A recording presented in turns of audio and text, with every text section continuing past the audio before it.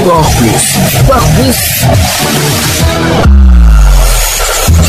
Bonjour et bienvenue dans votre rubrique sportive Sport Plus. Nous démarrons par le tournoi IFOA A U17 féminin. Les Lioncelles du Sénégal se sont inclinés face à la Sierra Leone sur le score de 2-1 au stade Samuel Canyon d'Oe Sport Stadium au Libéria. Pour la prochaine journée, le Sénégal affrontera le Libéria le 21 septembre à partir de 16h. Les Lioncelles devront impérativement l'emporter pour rester dans la course. La première journée de la Ligue des champions européenne se poursuivait hier soir après les nuls entre l'Olympiakos et Pays Fos 0 but partout, ainsi qu'entre Slavia Prague et Bodo 2 buts partout. Il faut signaler que dans cette rencontre, le jeune Sénégalais Mohamed Mbodj a signé un doublé. Malgré cette performance, Bodo Glimt a été neutralisé par Slavia Prague. C'était le moment de laisser place à une soirée de choc. Le champion en titre, le Paris Saint-Germain, a défié l'Atlanta Bergame dans un match animé et s'est largement imposé 4-0. Dans le même temps, le Bayern Munich défiait Chelsea de Nicolas Jackson dans une rencontre qui rappelait la finale de l'édition 2012. Ces deux prétendants au titre final étaient attendus au tournant et ce sont les Bavarois qui vont l'emporter sur la marque de 3-1. Dans le même temps, Liverpool recevait l'Atlético Madrid dans un choc qui avait fière allure. Porté par leur mercato XXL, les Reds disputaient leur premier match avec le buteur Alexandre Isak dans un match très disputé. Ce sont les Anglais qui s'imposent à la dernière minute 3-2. Enfin,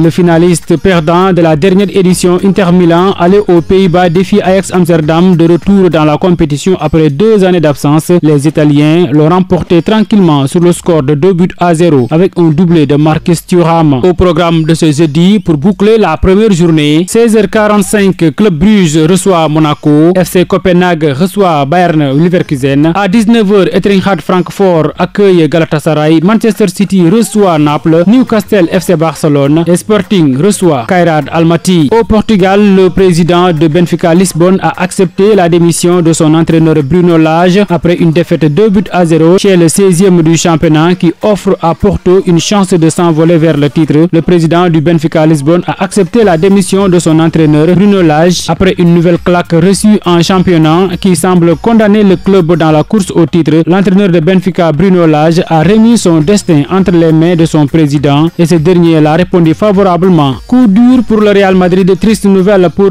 Trent Alexander-Arnold. Selon Marca, le latéral droit anglais devrait manquer entre 6 à 8 semaines de compétition. Il a donc de grandes chances de manquer les chocs face à l'Atlético Madrid, le FC Barcelone, la Juventus et peut-être même Liverpool. Sorti touché à la cuisse gauche en début de match face à l'Olympique de Marseille 2-1. C'était mardi en Ligue des Champions. Arnold souffre d'une blessure au biceps fémoral et sera absent plusieurs semaines. Al Nassr a étrié Istiklol Dushanbe pour le compte de la première journée de la Ligue des Champions AFC. Un score fleuve 5-0, un festival offensif auquel Sadio Mané a participé en inscrivant le dernier but de son équipe.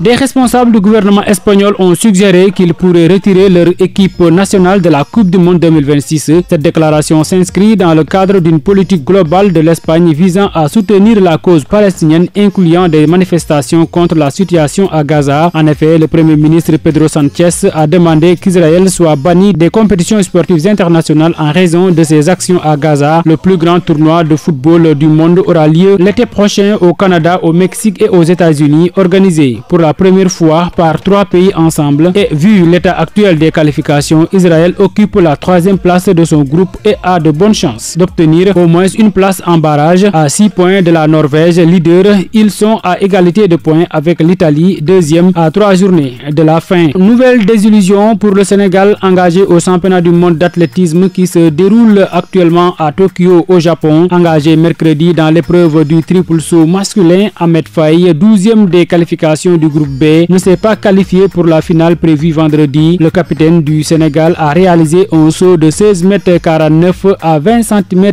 de sa meilleure performance. Il est classé 21e au global alors que les 12 meilleurs sauts rentrent en finale. La délégation sénégalaise enchaîne ainsi les déceptions. Après Mamadou Fall Sarr et Louis-François Mendy, c'est au tour donc d'Ahmed Faye de quitter les championnats du monde sans médaille. Salih Sarr, encore en course, est l'unique espoir de la délégation sénégalaise. L'athlète disputera la finale du triple saut prévu ce jeudi 18 septembre 2025. Nous lui souhaitons une bonne chance. C'est tout pour aujourd'hui dans Sport Plus. Merci de l'avoir suivi. Rendez-vous demain pour un autre numéro.